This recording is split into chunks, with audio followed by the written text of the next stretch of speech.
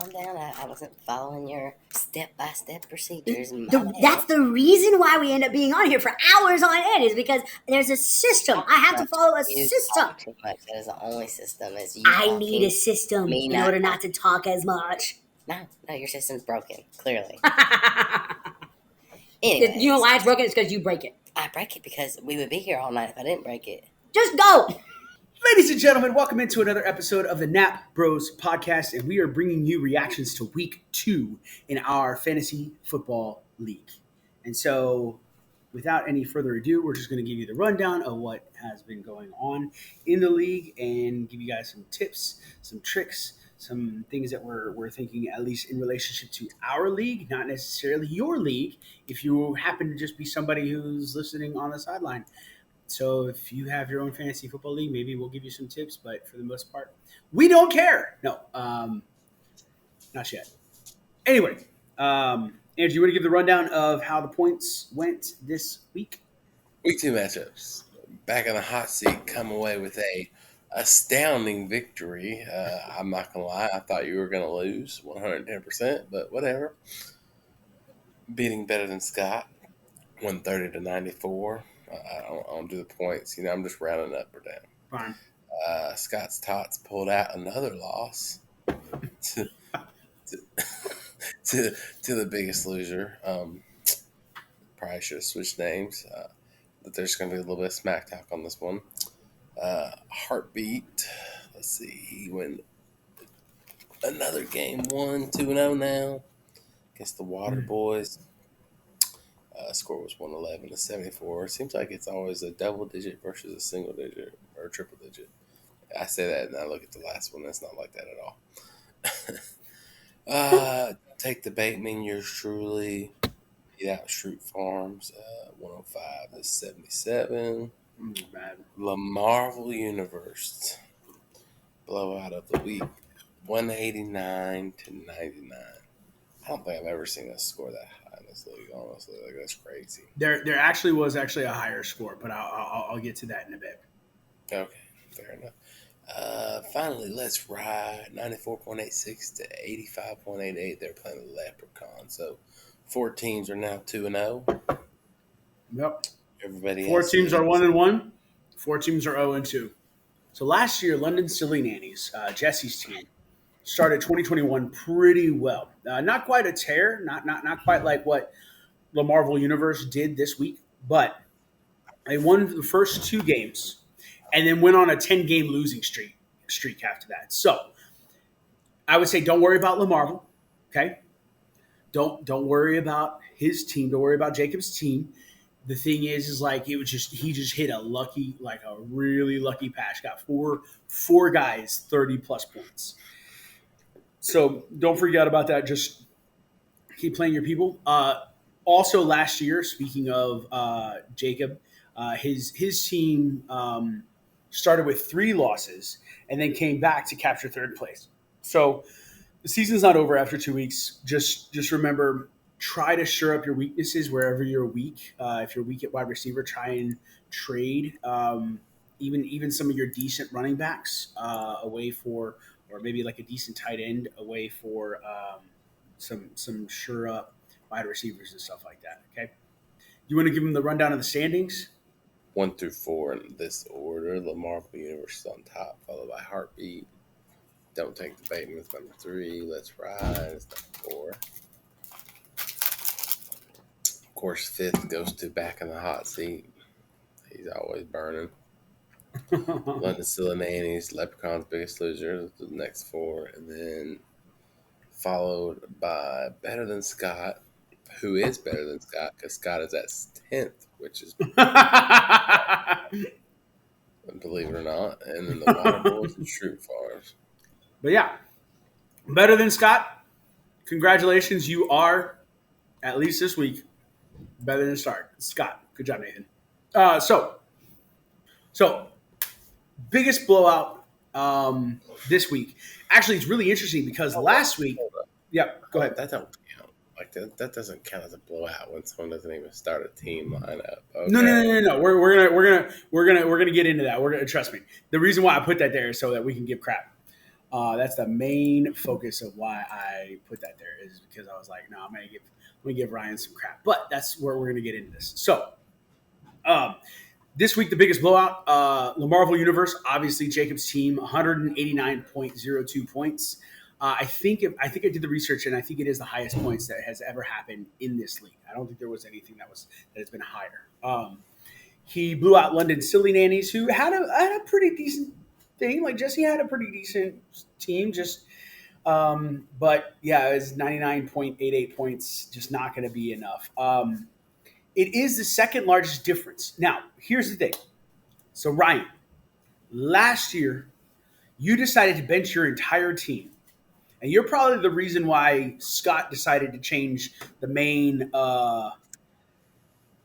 way of doing things, where basically you get lower points, and so that way you can get a lower rank, so you can get a higher pick. So I blame you for that decision.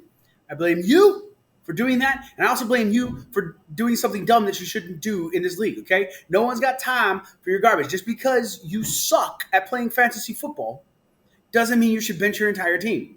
Just because you picked the wrong guys doesn't mean you should bench your entire team. Okay, man? Don't do it again. That being said, we're ignoring that as the largest point differential, okay? We're just negating that. The largest point differential actually goes to London Silly Nannies versus Fourth Downers in our 2019 season. It was 91.04 points. London Silly Nannies actually still holds the record for 91.04 point differential in the 2019 season. Now, that being said, Patrick, one of Scott's and my old buddies from university, he was the one who was in charge of the team that got beaten. And after that season, he never came back. He didn't rejoin the league. So it was really, really interesting that happened. So I don't blame London Silly Nannies, but maybe it was Jesse's team. So now Jesse's on the receiving end of the second largest difference. So he was on the giving end. So he still got the number one point. Deficit. Yeah. So he's on the receiving end of the largest deficit. The closest win difference this week was Let's Ride by Ryan, beating the Leprechauns, 94.86 to 85.88.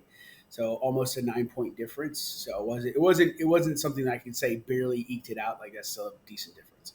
I actually went in and I actually did the research to see how many useful points each of us left on the bench, and also did the research to figure out if we had played those points, would it have helped out?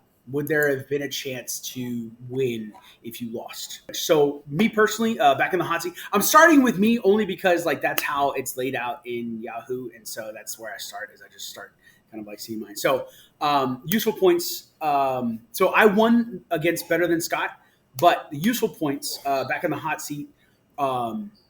There was 17.7 points that I could have won from my wide receiver if I had switched out my wide receivers. Better Than Scott had 1.7 points from his running back if he had chosen the running back that's on his bench over the wide receiver he had started. Next week I'll probably get names. I'll get names and I'll swap it out. That way you guys got it. It was just a late night last night. Now, had I kept all the points that I got, and Better Than Scott had actually switched out gotten that extra 1.7 points, he still wouldn't have won. There's no way. So unfortunately, they would have been completely useless. Scott's Tots left a grand total of 16.9 points on the bench, useful points on the bench, 15.9 from his wide receiver, and 1 point from his running back. Biggest Loser is the only team that actually maxed out on points, and it's a good thing he did, because if he hadn't, and if Scott's Tots had actually put in the people that he should have, or that got him the more points, he would have actually beaten the Biggest Loser 89.1 to 88.48. So just barely, like by point. And, while we're talking about poor Scott, for me personally, someone who's drafted Brady in a couple other leagues, I feel like he's done. I mean, honestly, like he is no longer a viable option for fantasy. It seems like every week.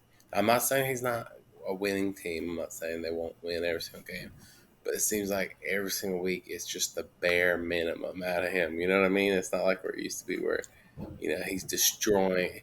Like I would say Brady used to be like Tua this week, and now Brady's more like, I don't know, Tua. Justin Fields. He's just doing the bare minimum. Who would you pick up instead?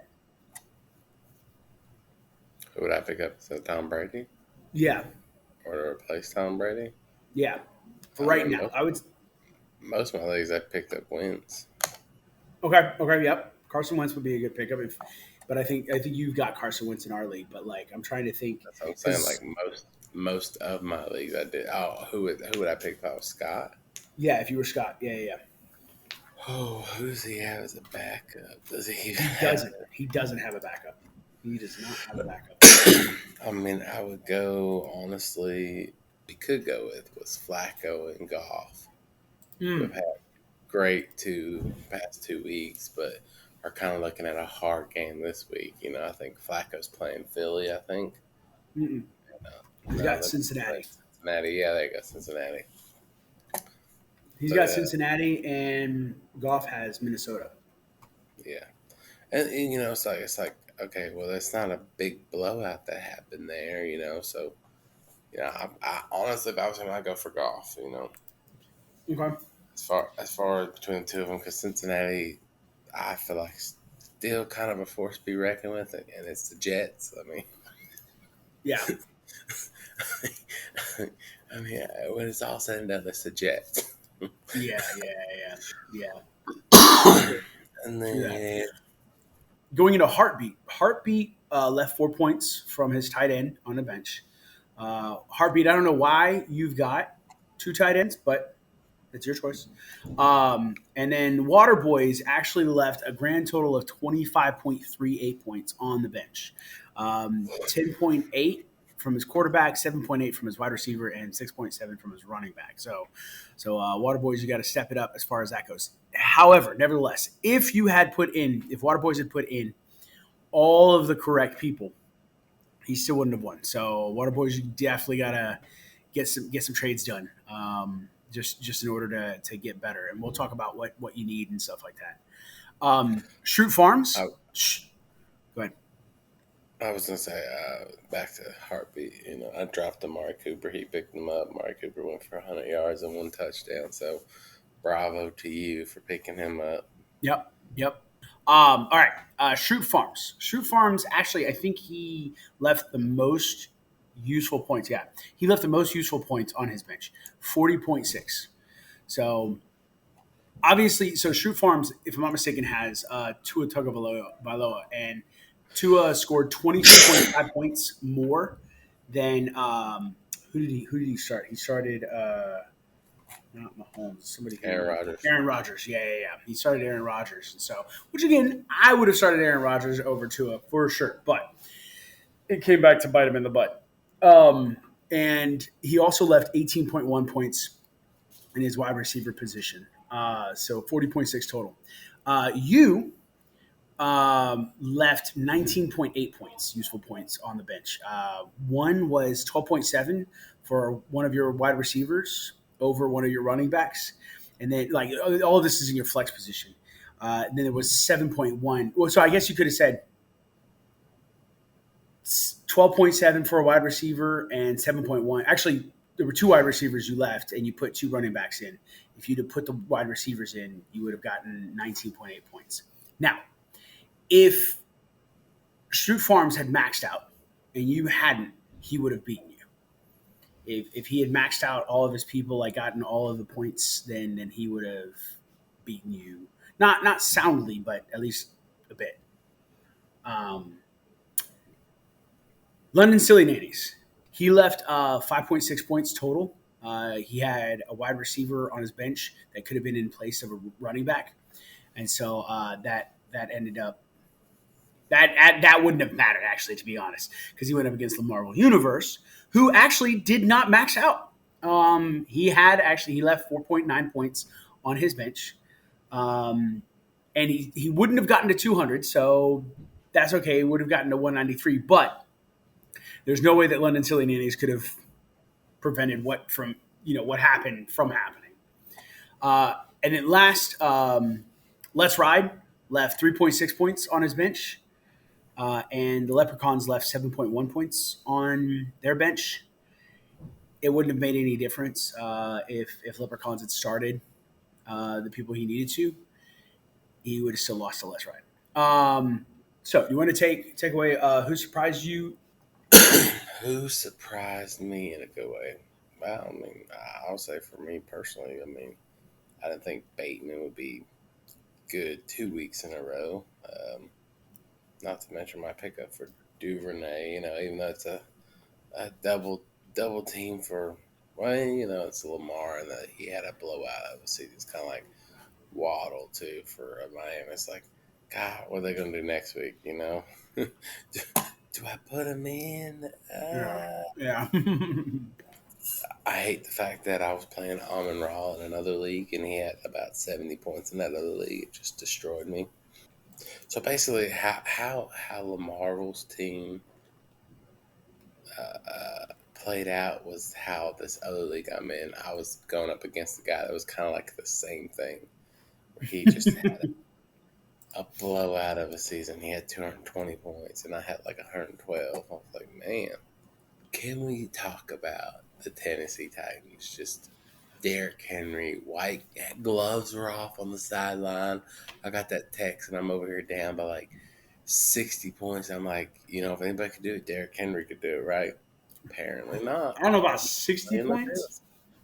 I mean, if he got in this league, if he got 100 yards and a touchdown, he would at least got 35, 40 points. So 2 touchdowns and what else? A couple hundred yards maybe.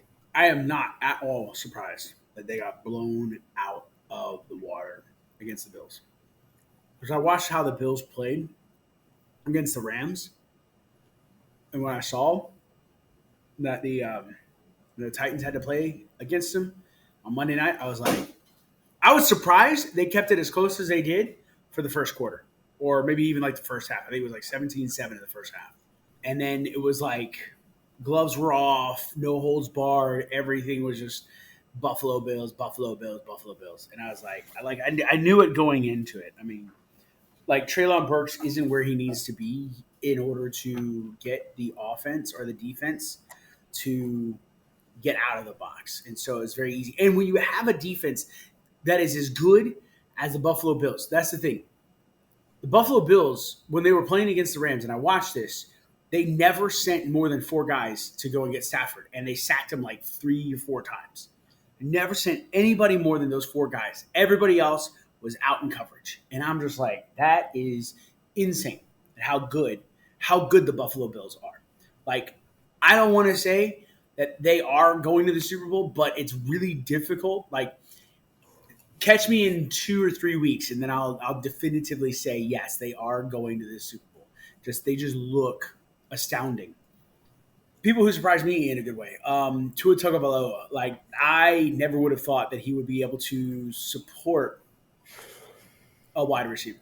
Like, I would have never guessed that Tyreek and Jalen would have been able to get a lot of points from Tua's performance, and especially against Baltimore. But what I'm thinking is apparently Baltimore's secondary is just shot, just gone, just done with.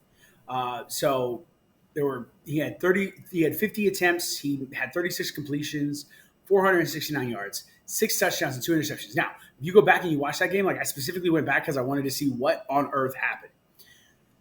Baltimore had the win all the way up until the fourth quarter.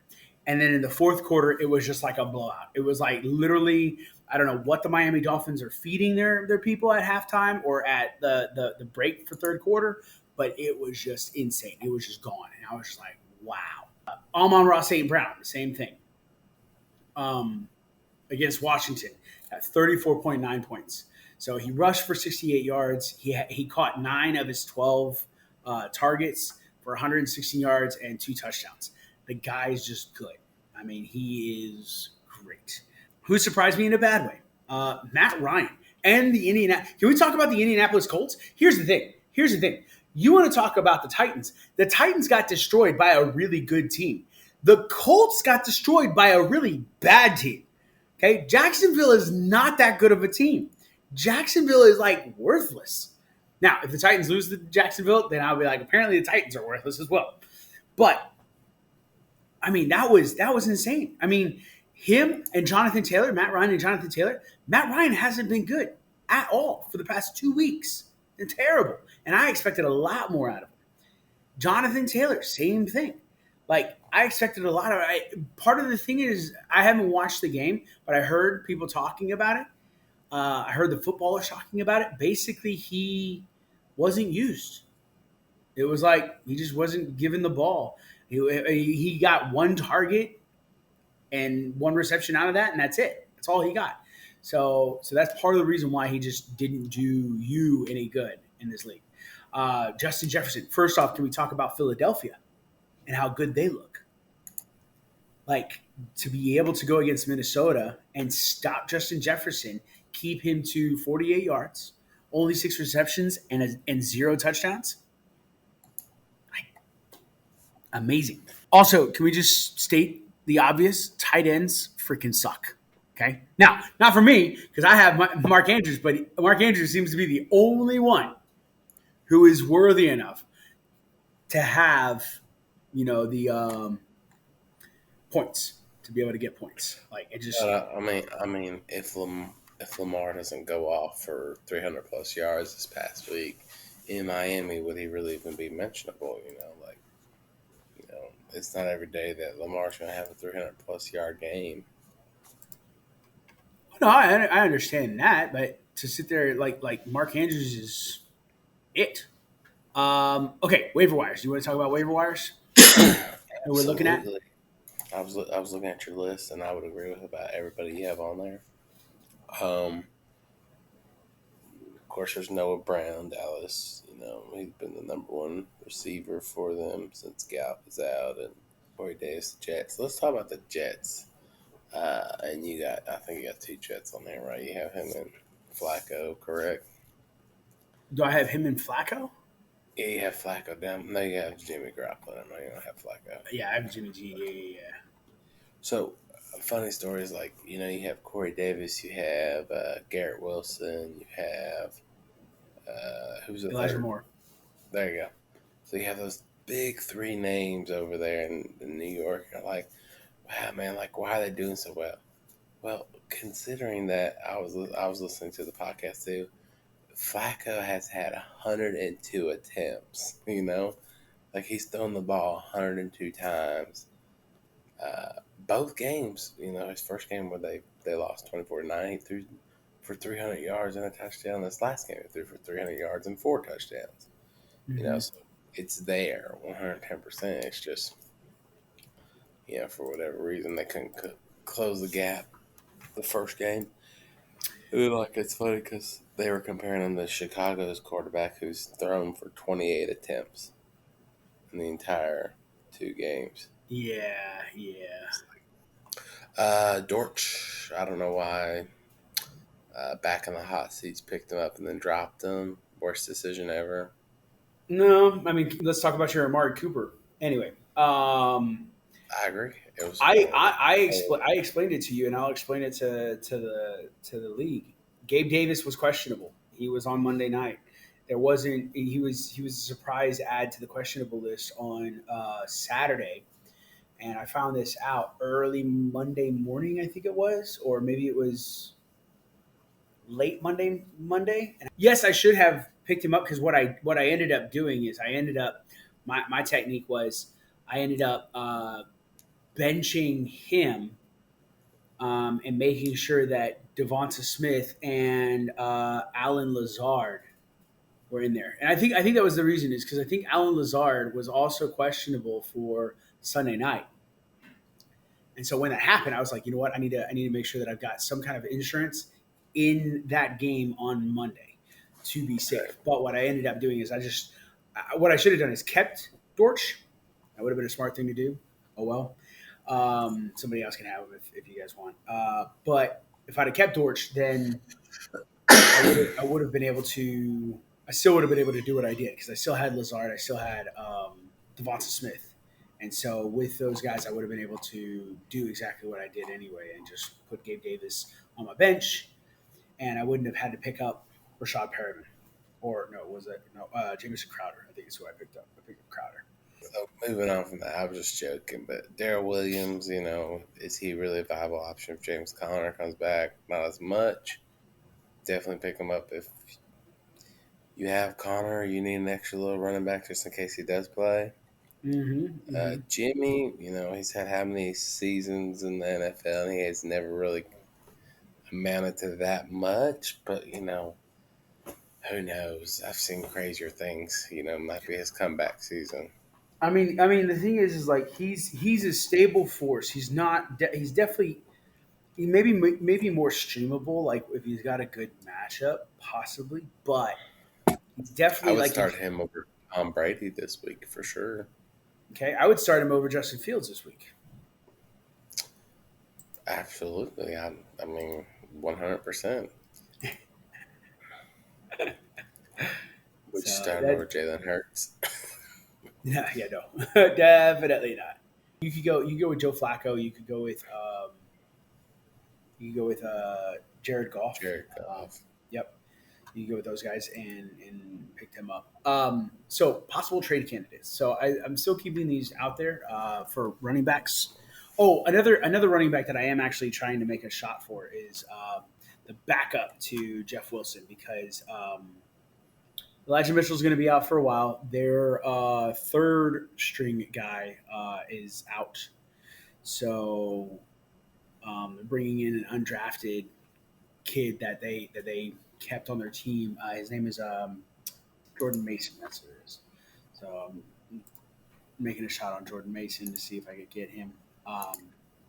But I'm also trying to trade for Jeff Wilson. Actually, I tried to trade Scott for DeAndre Swift and give him Gabe Davis because and we'll talk about what everybody needs here in a little bit, but I think he needs wide receivers. But he was like, I need Gabe Davis and somebody else. I'm like, I don't really feel. I don't know. Maybe I'll see if I. He was like, I'll take Gabe Davis and Javonte Williams, and I was like, maybe Gabe Davis and like Naheem Hines or something like that. But I don't know. Maybe I could get Jeff Wilson for Gabe Davis. Maybe I could give that a shot and see what happens. Jeff Wilson I'm still looking at. Dameon Pierce I'm still looking at. Even Alvin Kamara, especially with what happened like the first week, second week he's out. So I might actually try and get him. I am out completely on Zeke. I'm not even remotely interested in him. Whoever's got him, if you're listening to this and nobody else in our fantasy league is listening to this, I would try and trade him on name alone and just get rid of him because Tony Pollard is doing so much better than him. Might go for Melvin Gordon. I won't personally, but I think Melvin Gordon could be a good pickup. I am going to try and get David Montgomery as well, and even like Chase Edmonds. Actually, Chase Edmonds might be a bit of an anomaly. I probably won't. The problem with Chase Edmonds is he's got a Raheem Mostert issue. Chase Edmonds would be a really good backup, just when it's more than likely Raheem Mostert goes out. That's my personal opinion on that. I'm also going to take a shot on Dalvin Cook because Dalvin Cook has not been producing. Now I'm not saying like I'm going to go and see like if I can get Dalvin Cook for Naeem Hines or something like that. I'm actually going to try and see if I can trade for Dalvin Cook. See if I can get him in both leagues. I'm going to aim for getting him. Wide receivers. I'm going to try and see if I can get Keenan Allen because he's normally a really good wide receiver to get. Might also aim for DK Metcalf. Still debating on that one. I may try and go for one of the rookie wide receivers, some of the ones that are more popular, like Chris Olave. Maybe even try and trade you for Treylon Burks because I think Treylon's got good upside coming down the line. Yeah, I don't know that I'm looking at trades. Like even though people have asked me to trade, I think I've been asked twice to trade Treylon Burks and somebody else, and I guess I suppose they have a nice wide receiver core. Like I mean, nobody's making a trade that's even. They're always trying to get one up on you. It feels like it's like, like I know for a fact you ain't gonna give me what I want. That makes me feel a lot better about it. But I mean, a 1-for-1 trade, it is what it is. I mean, Who would you want Treylon Burks for? oh, who would I want for Treylon Burks? Yeah. I don't know. Honestly, like I don't even know why I'm sitting on them. I'd drop them, but I'm sure everybody try and pick them up. Let's see, my team. You would drop Treylon Burks? I would probably trade him for a quarterback.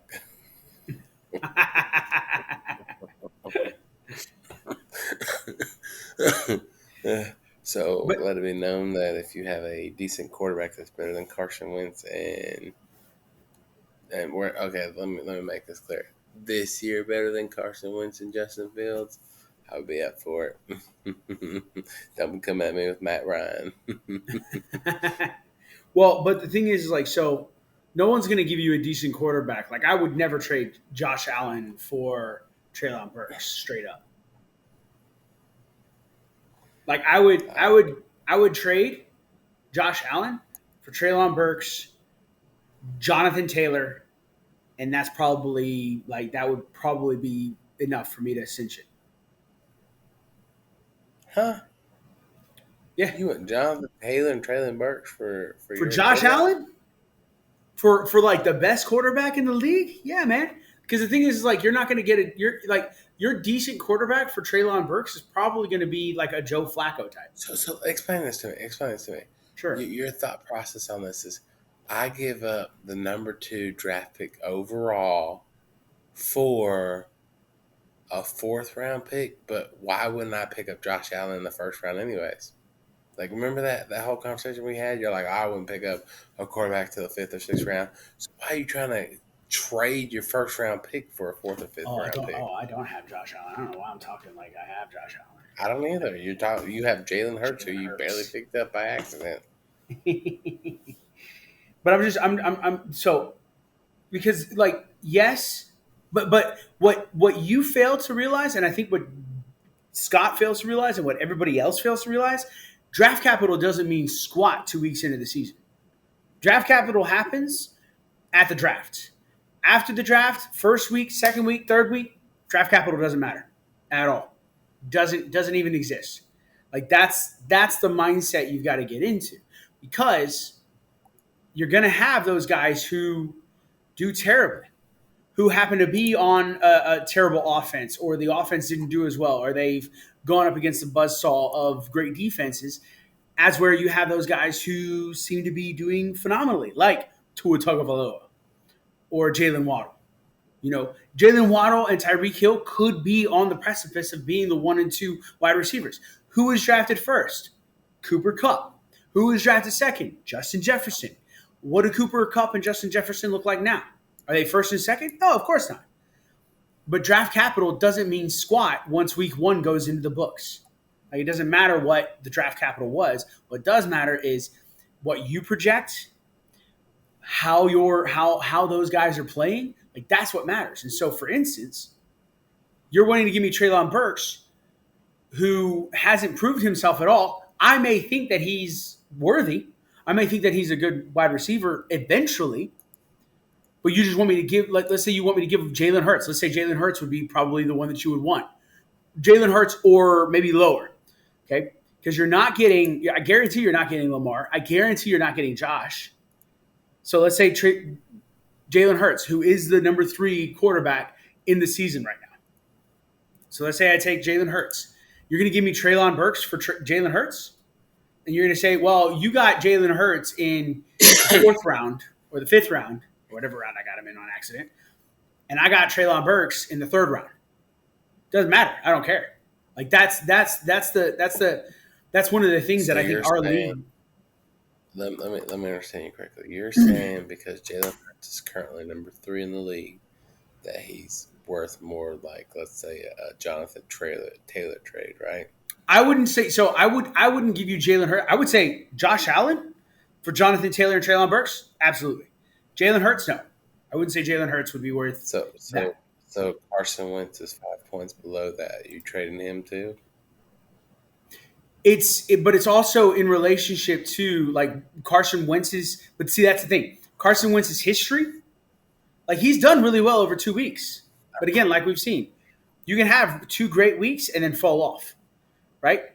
But the consistency of a Josh Allen, the consistency of a Lamar Jackson, the consistency of a Jalen Hurts, the consistency of a Tom Brady, even or a Justin Herbert.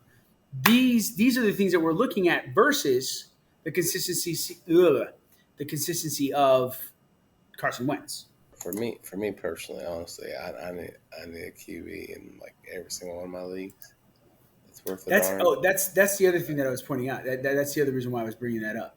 Like for instance, so let's take Scott for instance, or well I'm going to take Waterboys because Waterboys is in dire need of running backs. Waterboys has Devin Singletary, who is on a great offense, but not a running back friendly offense. He's got Damian Harris, who's okay. He's got J.D. McKissick, who right. So he doesn't. Those are his top three running backs. He needs running backs. Now, if I were to send him, say a Christian McCaffrey, I would expect to get great return. I would expect to get a great quarterback, or I would expect to get actually not for me, probably not for me. Actually, the only thing that he could give me would be some of his running back, like maybe Harris, and a great wide receiver, a phenomenal wide receiver in order to get Christian McCaffrey. Devonta Williams, who I have. I could trade him Devonta Williams. I would also expect maybe not Harris in a wide receiver, but maybe like McKissick in a wide receiver. But a great wide receiver nevertheless, right? Those kind of things. Cody's team, Shroot Farms, he needs a tight end and he needs wide receiver. But if he's not willing to trade, like, because the thing is, like, you need a quarterback. The only way you can remain not valuable, what is it? What's the word? The only way you can remain not consistent, relevant. That's the word I'm looking for. The only way you can remain relevant in the league is if you get a better quarterback. That means you've got to give up a decent piece of your thing. No one's going to take Treylon Burks to give you a decent quarterback. But if you package it with maybe James Conner and Treylon Burks, you can get an okay quarterback because James Conner is injured. And you've got to think about it too. Like everybody looks at how have they done this year so far? Are they injured now? They don't really pay attention to the consistency of it. They do kind of pay. Sometimes they do, but for the most part, they're like, what are they doing for me now? Right? Justin Jefferson right now, at the beginning of the year, you could have gone out and gotten like so much for Justin Jefferson. You could have put Justin Jefferson out there on the trading block. You could have gotten a great quarterback and probably an okay wide receiver, a great quarterback and an okay running back, right? You could have gotten those for Justin Jefferson. But right now, looking at the points that Justin Jefferson has, you're not going to get those. No one's going to want those because Justin Jefferson did great in the first week and did terrible in the second week. And this is supposed to be a guy who's great all year long. And so kind of thinking about that. Amon-Ra St. Brown. Amon-Ra was like, what, a 6th-round pick, a 5th-round pick, maybe a 4th-round pick? Now Amon-Ra, because of last week and because of the week before, looks like a top 5 wide receiver. And so now you can take Amon-Ra. Amon-Ra wasn't drafted in the first, like one of the first 5 wide receivers. But now you can take Amon-Ra. You can send him out and say, hey, I'm going to give you Amon-Ra if you give me Dalvin Cook. Give me Dalvin Cook, I'll give you Amon-Ra. I bet you, like right now, they're kind of in the same. And now, most people would say, hey, but I drafted Dalvin Cook in the 1st round, and you drafted Amon-Ra St. Brown in the 5th round. Doesn't matter anymore because Amon-Ra is doing better. But if everybody holds on to what the draft price was, like you, like Scott, like anybody else in our league, if you hold on to the draft price, the problem then becomes other people who are willing to make trades are going to do better. Other people who are willing to cut bait when they need to cut bait, like cut out whoever they need to cut out. I don't agree with you. Alvin Kamara, I probably wouldn't trade for him, or Chase Edmonds. But what I'm saying is like so you need a quarterback, right? Yeah. And in order to be relevant in this league, you've got to have a decent quarterback. Trust me, I know. I waited too long for 2 years to get a quarterback. And so what ended up happening is it ended up screwing me in the end. And so, but also I wasn't willing to part ways with a decent wide receiver or a decent running back in order to get a quarterback. And so I never tried it. But part of the reason, so that ends up meaning I'm not doing well. And so I need to be willing to part ways with some decent guys in order to get a decent guy. And so if you want a good quarterback, you got to be willing to part ways with some wide receivers, even wide receivers that are doing you well. Or you need to be willing to part with some running backs that are doing you well. I'm not necessarily saying like you should give me Jonathan Taylor for Jalen Hurts. That's one of the things. Is like most people, like most of our league mates, they're like, "Well, I'm going to trade this guy and get this other guy." It's like, guys, the draft doesn't mean anything anymore. You need help badly for whatever it happens to be, but you're not willing to give up a valuable asset in order to get two good assets. Mm-hmm. It's like, well, I'm going to keep this guy. This guy's really good for me. It's like, okay, but then you're just going to be irrelevant. So, and that's one of the things. Is like I picked up Curtis Samuel, right, and he's been good for me. Now, most people look at Curtis Samuel and they're like, well, nobody picked him up in the draft. Nobody wanted him in the draft. Now all of a sudden he's supposed to be worth something. Yes, he is worth something now because he's actually getting points. But if you look at him, you're like, well, nobody drafted him, so I'm not going to give you any of my good guys for your Curtis Samuel. Listen, you need a wide receiver. I happen to have plenty of wide receivers.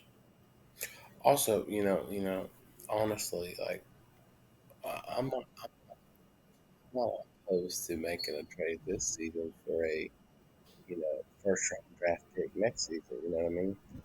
I mean, it's just different. I mean, it's not, you can't really do it unless you're like in a dynasty league or a keeper league. It's very difficult to do that. Because we're like, yeah, sure, yeah, I'll give you a sure, yeah, no problem. But then I'm like, okay, bye. Not this league for this year. Like I would be cool with doing a keeper or a dynasty, especially if we continue keeping the guys who are here now. Let us know. Actually, I'm kind of curious for everybody who's listening, for all of our league mates. Let us know.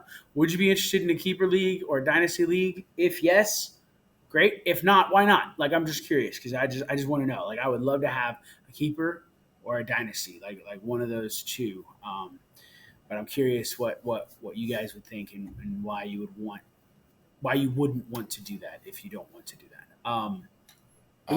Also, we could also have a coup, just overthrow the commissioner and get overthrow. We need to stop paying him money. Is what we need to do. That's right. I like it.